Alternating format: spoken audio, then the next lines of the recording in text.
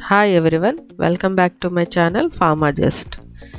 Myself Dr. Haimavati. In today's video we'll be learning about how to use PyRx docking tool. So in this we'll perform docking using PyRx and then analyze the docking interactions using Discovery Studio. So docking using PyRx is very easy. For this you need to first go to PyRx. So this is the opening window of a PyRx screening tool. So it is a virtual screening tool where you can perform docking, and performing docking using PyRx is very easy. For this you need a protein and some ligands. For the purpose of this tutorial I have downloaded one ligand and one small molecule. So first let us open the molecule. For this first go to load molecule, and you have to, I already downloaded some molecules. So this is the protein I have downloaded, 1AAR_A. so 1AAR is a protein which has two chains A and B. What I have done is I have removed the another chain B using Discovery Studio and saved this protein using Discovery Studio. Only one chain I have used. So that's why I renamed it as 1AR_A for easy identification. If you want you can keep both the chains, but for the purpose of this tutorial I need only one chain. So after downloading and saving it in any folder at your convenient position, you have to load into PyRx, and after loading into PyRx, select the molecule, right click on it, autodock, then make macromolecule. So then it converted the protein into macromolecule. See, you can see all the amino acids which are present in this. So there are 76 amino acids in this protein 1AR_A, and it has prepared it into a PDBQT format. So PyRx, similar to autodock, requires a PDBQT format file for docking. And after this, now we have to input the ligand molecule. For this, here you can see open babel. So click on open babel, and here in this window you can see this plus. So it is showing insert new item. So click here and then select your input molecule. So here I have already downloaded a small molecule. Open it. So this molecule should be in the mol2 format. You have to download the molecule, whichever form it is, you have to convert into mol2 format, otherwise PyRx cannot read the molecule. So after loading the molecule, so here you can see the molecule ID, the title, formula, molecular weight is there, and number of atoms present in this molecule. So right click on this, then you can see minimize. So now minimize this molecule. So a window will be opened. So it is giving different parameters, energy minimization parameters. The force field it is giving us UFF, MMFF94 and G chemical. So whichever force field you want to use you can use. And the optimization algorithm, here there are conjugate gradient and steeper descent, and the total number of steps and number of steps for update. So you can select the default values. If you have any specific parameters, if you want to change the force field, or if you want to use a different algorithm for optimization, and if you want to change the number of steps also, you can change it over here. But for the purpose of this tutorial I am using only the default values. Now click OK. So the molecule has been minimized, and then again right click on the molecule and convert the selected molecule to autodock ligand PDBQT format. So because this software it identifies only PDBQT format, so that's why we need to change both the protein and the ligand into PDBQT format. After this, here you have Vina Wizard. Select on that, click on Vina Wizard, and here you can see click on start button to begin. Now select this, click start, and then you have to go, see here you have got back and forward. If you want to make any changes again, you can go back. Otherwise, if you want to continue, you have to click the forward button. So if you want to see whether your molecules are selected, so here under the Autodoc window you can see the ligands, so the input ligand and the PDBQT format of that ligand and the macromolecule. So it is displaying both the molecules, that means these are already selected. If these molecules they do not appear here under this Autodoc window, that ligand and macromolecule, then it indicates some error, that means these molecules are not selected. So if both the ligand and macromolecule appear in this Autodoc window, that means they are already selected into the input window. Then you have to click forward. So when you click forward, see you have seen a grid appeared around the protein. That means, here I'll do it down for you. So a grid box has been generated around this protein. Now you can shift this grid box according to your wish. See, so if you want to change the size of the grid box, you can change it as per your requirement, or if you want to increase also. So if you want the entire protein to be selected into the grid box, you can select it like this.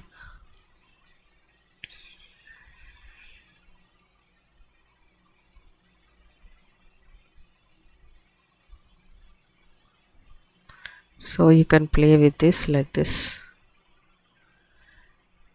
And if you have any specific region, so based on your literature study, if you have any specific region for this protein, that means when you have the active site information, so you can select only the active site residues also using this grid box.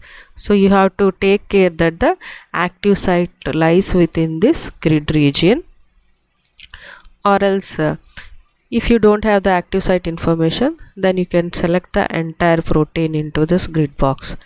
But it is better to select only the active site region. So for the purpose of this tutorial, I am selecting the entire protein. So you have to see with your click of the mouse, you have to do the right click and left click selections in order to see whether the grid box is around the protein. So I have selected the grid box that it is covering the entire protein. If you have the active site information, for example, if the active site is present only in a particular region, then you can reduce the size of this like this. Suppose if the active site is present, then you can select only this region into the grid box and you can perform docking, or else you can select entire protein. So I have selected the entire protein. Now again click forward. So the docking has completed. So here you can see the results, 9 items. So it has generated an output of 9 ligands, that means 9 different conformations of the ligand. So the highest binding affinity is -4.3 and the RMST is 0, and for the next conformation it is -3.6 and RMST is 1.898, like this. So you have 9 different conformers. So all these results they will be displayed in the macromolecule folder of this PyRx. So wherever this PyRx file is stored, there you have another folder named as macromolecule. So all these results will be appearing over there, and now we have to analyze this. For this we need Discovery Studio. So for the purpose of this tutorial, I already saved it in a different folder. So you can see output. So this is the file, protein file.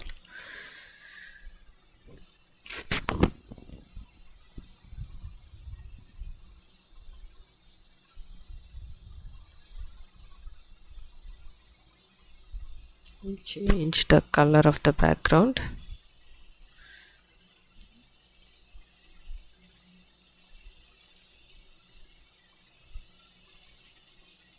See, when the color of the protein is white, it appears as a silver sheet. So select the protein. I hope you already remember how to change the representation of the protein.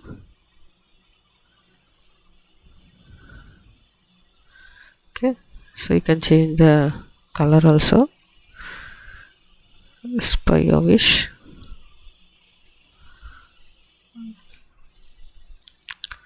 And then open the ligand also.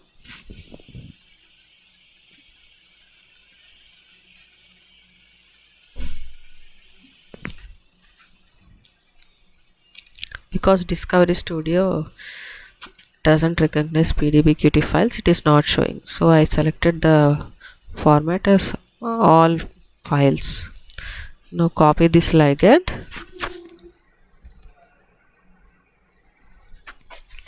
and paste it in the protein window.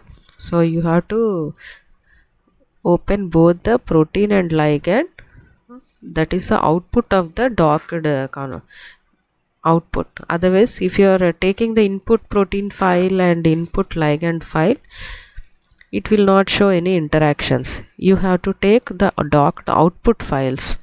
Only the docked results, they will show the interaction between the ligand and protein. So now you have to copy both the protein and ligand into this Discovery Studio window. Now select this ligand, then go to structure, go to monitor and hydrogen bonds. So here you can see it is showing an interaction. Glutamine 16 is interacting with this ligand. But here, is it showing anything? It is not showing. So where is the glutamine interaction with this hydrogen bond? And we will see if there are any other interactions. So again select the ligand, go to structure, monitor and see if any pi interactions are there. So pi monitor, pi cation monitor. So it is not showing any amino acid residues. That means it is not making any cation or pi interactions. And now we have to mark this interaction, which is hydrogen bond. For this, go to the protein and go to the number glutamine 16, go to display style and select ball and stick, apply. Okay, now close this. So now you can see there is an interaction. So here it is displaying. So when it was in the ribbon format, you could not see. When you changed this representation into ball and stick, you could see the interaction. So the hydrogen bond interaction, it is showing as dashed line. And now you want to zoom it. So if you want to change this color, first we will label the amino acid residue. Now add label, go to label, add, and because it is an amino acid, select amino acid name, apply. Okay, so it is glutamine 16. So here see glutamine 16, and now this hydrogen bond will change the color of this. First add a label to this. So hydrogen bond, you want the distance. Okay, so select distance, apply. Okay, and again go to this display style,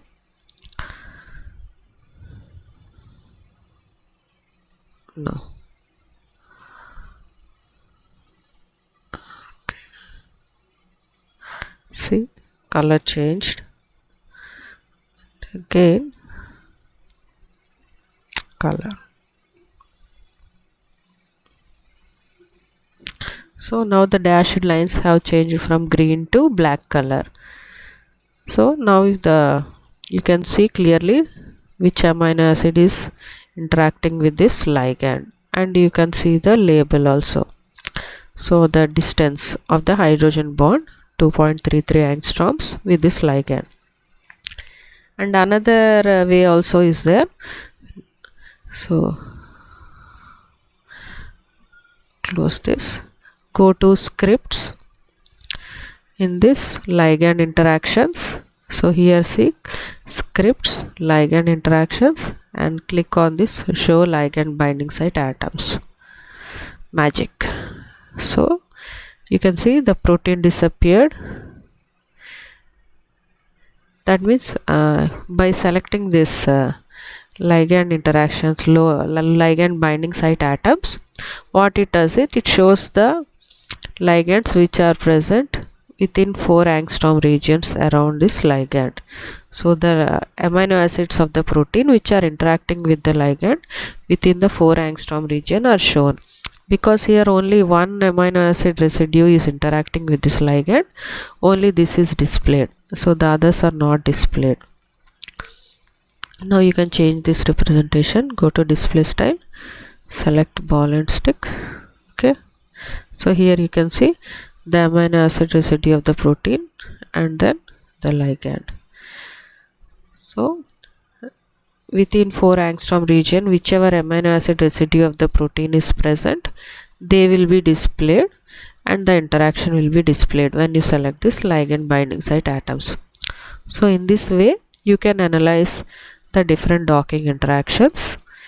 And another one is also there. So here you can see show 2D diagram. So click on this. So when you click on this, see here in this window the 2D interaction diagram is displayed. So here you can see your ligand and here glutamine 16, it is interacting with this ligand. So the interactions are displayed here. So with which atom it is interacting. So you got the 2D diagram also. So you have this 3D diagram and you have the 2D diagram. And now if you want to save this, you can save this also. You can save this in 2 different formats. First we'll minimize this. If you want to save this image, you can save it as in image form. See image files. So we'll save it as image file, and it's better you select it here. Okay, so this is image format. It will ask the pixels, and again you have to select it as DSV format also.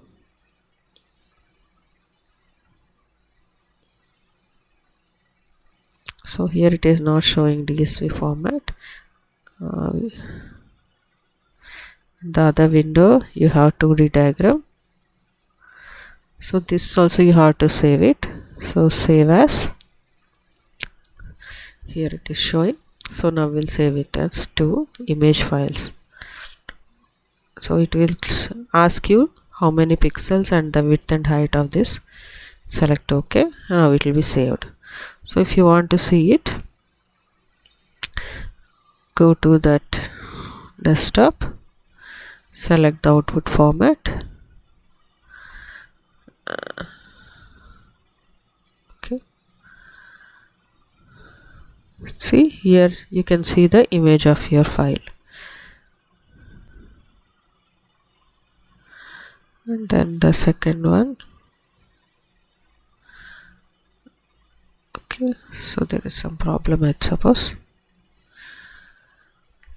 So this is about performing docking using PyRx and then analyzing the docking interactions using Discovery Studio.